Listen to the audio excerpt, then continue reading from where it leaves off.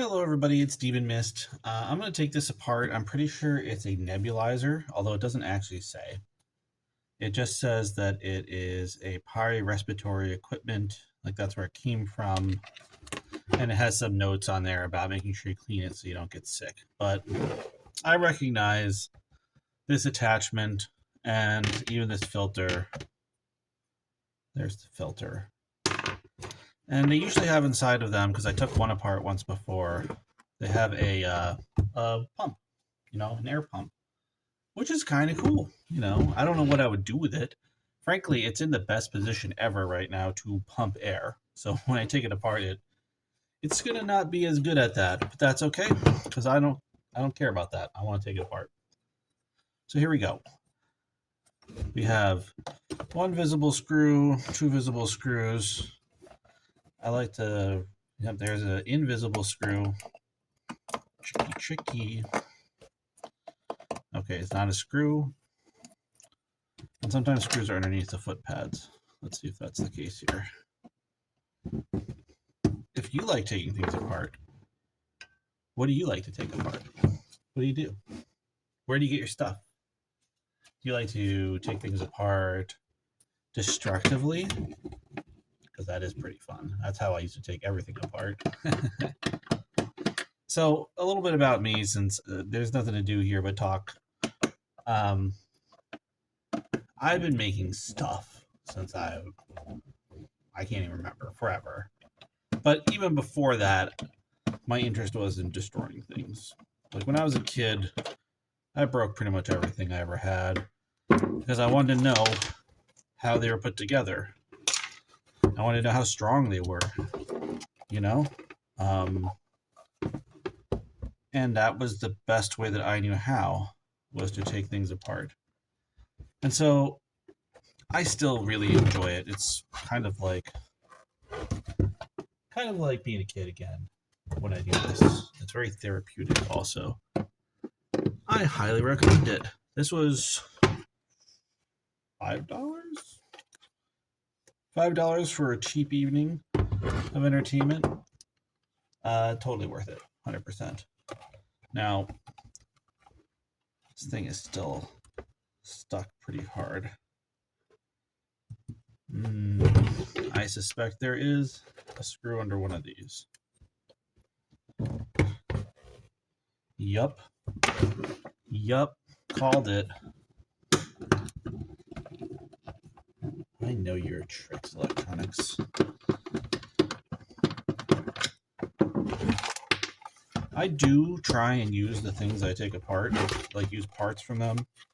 Even if it's just ends up being like cables or maybe like a switch or something. But even if I don't, that's okay. It would be weird to use someone else's nebulizer. Oh, there we go. Man, that was easy. Aha. Now, it's hard to price medical equipment because insurance companies are involved. But, these things can be pretty expensive. And here is really all it is like a pretty cool motor. It's actually, the more I look at it, a really cool motor. Look at that. It's got some baffling and anti-vibration stuff because these things are loud. You've got like a crank pulley here. It's counterweighted. And probably the coolest thing so far that I've seen on this. Look at this. This thing has cooling. Copper cooling. It's pretty neat. I think we should take it apart more. What do you think? Now, I do have an automatic screwdriver that I usually use on electronics. But I left that up in the other shop. In my office, I should say. It's kind of fun because I work from home, so I have everything cleared around my desk so that when I'm on camera, you can't tell that my room is filled entirely with half-built electronics projects. Okay, cool.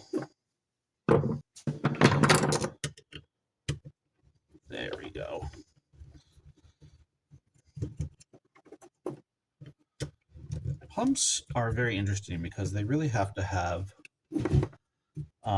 very tight tolerances, so especially, I mean, really fluid pumps, air pumps, either one, but especially fluid pumps because the leak can be disastrous. So this one has a little bit more wiggle room, and they're always balancing that against cost, you know. So you end up with some pretty interesting solutions inside of these things. I got the big boys. I built entire fences with this thing. All right. This piping, nice and stretchy. There's a lot I can do with these, actually. I know it's crazy, but probably like one of my favorite things to do with tubing is to put it over a screw and then cut it and then use that screw as something to hold something. So, you know, I love using screws to hold stuff up, but the threads will cut and scratch tools that you have on there. This one's way too long, but if I took like a screw that was like half that size and I cut a length of this and I put it over it, it protects everything and it kind of looks interesting too. And the squishiness holds the tools in place really well. So it works good on like tools that are maybe like a little bit precarious. So I'm just going to do, at this point, my goal is complete disassembly. And when I say complete, I do mean complete. I do not want there to be any parts left. When I'm done, I want this to be completely in its base components. That's the most satisfying part, is when you can lower something to that level. This thing was still in pretty good shape. I can tell because all the rubber inside, look, here's the one-way valve. They're very clever, but basically it allows air to not go back in, but to go out. That's important when you're circulating air into your body, that there be a way for you to blow out. So when you blow out, that'll bend. And then when you go to breathe in, it'll be clogged, but not entirely. It still needs to have some airflow so you can get the medicine. Kind of genius. Anyway, who doesn't want a really specific rubber ring that I'll never use in anything ever?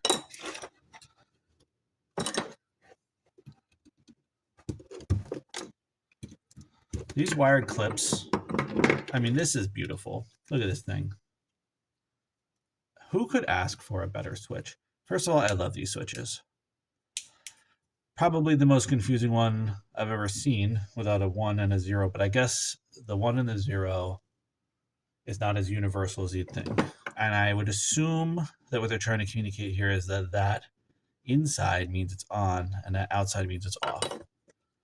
But look, I got from the wall to a switch with attachments.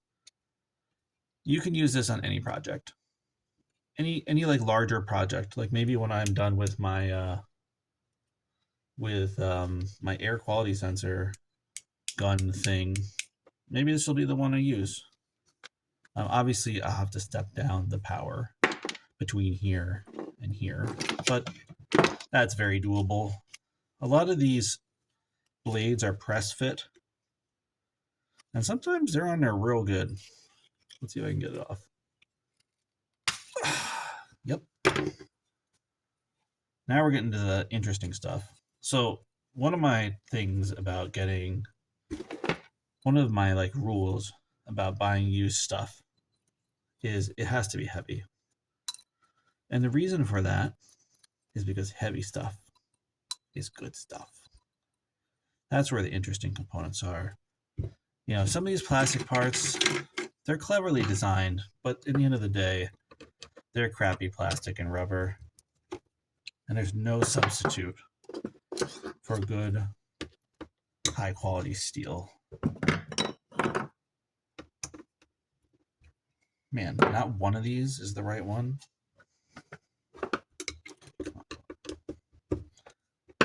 nice thing about working in my wood shop is that if something decides to be a pain in the ass, I always got a bigger tool.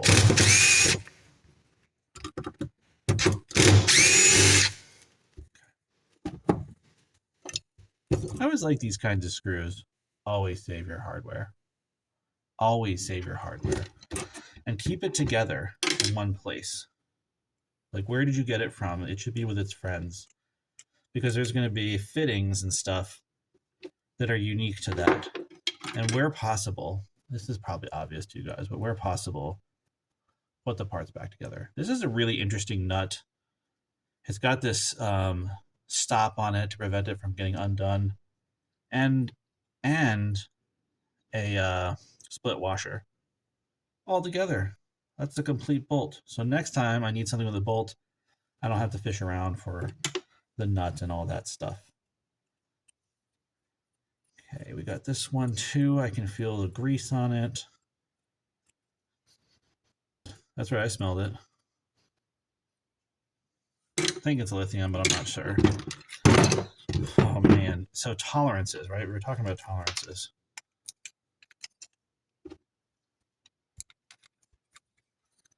That is a nice fit. I mean, I know it has to be, but it's also really cool.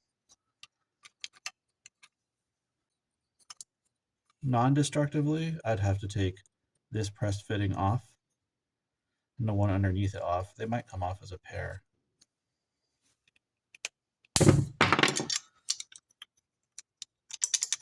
All those years of breaking things, it's all helping me now.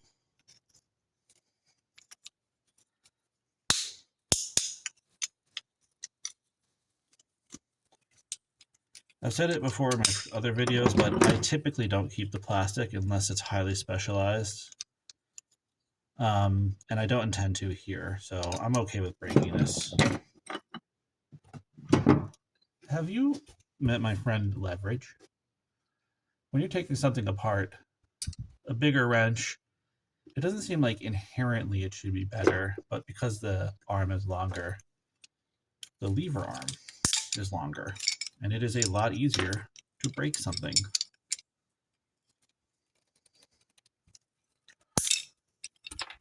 We're getting there.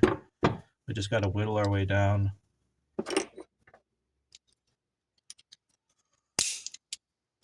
There we go. One of the things that's nice about doing this, if you're not the kind of person who's taking something apart, first of all, just go take shit apart. It's awesome. Just be careful of things with high amounts of electricity in them. And anything that has a capacitor in it, look it up first, and then you'll know. That would be too easy. I guess I don't actually need that to come off right now. I kind of like this thing as a unit. Look at that. That's so cool. What will I do with it? I kind of want to make art out of it. Actually, there is something I want to do. We'll see. We'll see. Being seated in there isn't going to do any good. Now, I can't be certain, but I do believe that that is a gigantic effing magnet, electromagnet, right? Isn't that what that is? Huh. Oh, huh. Uh-huh. I see. Okay. I go like that. Does it let me know which one's positive and which one's negative? No. It should matter. It might, but it shouldn't. What are you doing? Don't plug in the thing. You just said don't work with things when they're plugged in. I know what I said. I need to know how magnetic this is. Okay. I need to know. I'm going to turn it off first, presuming that the off button is what it says it is in this mysterious alien language of dots and circles. I'm going to be over here.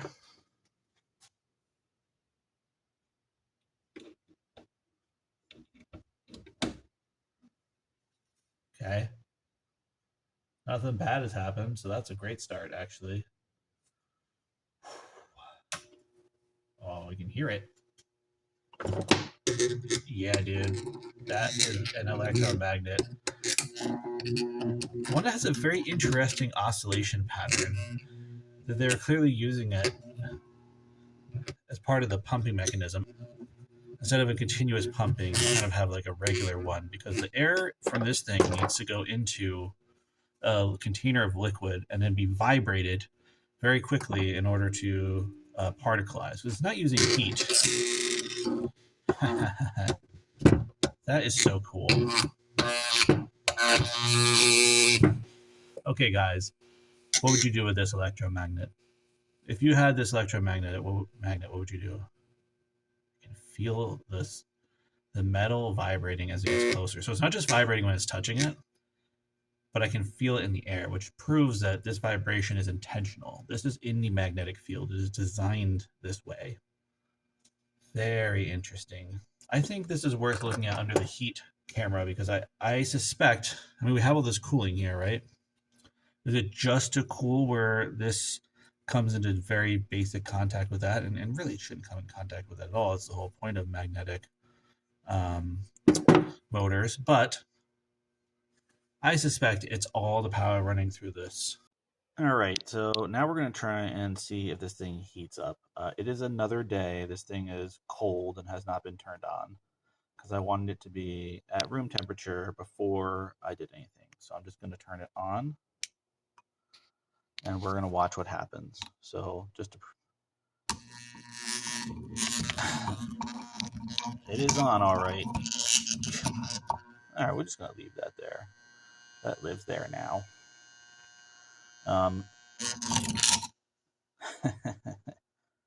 So yeah, it's definitely heating up as it's making this magnetic field.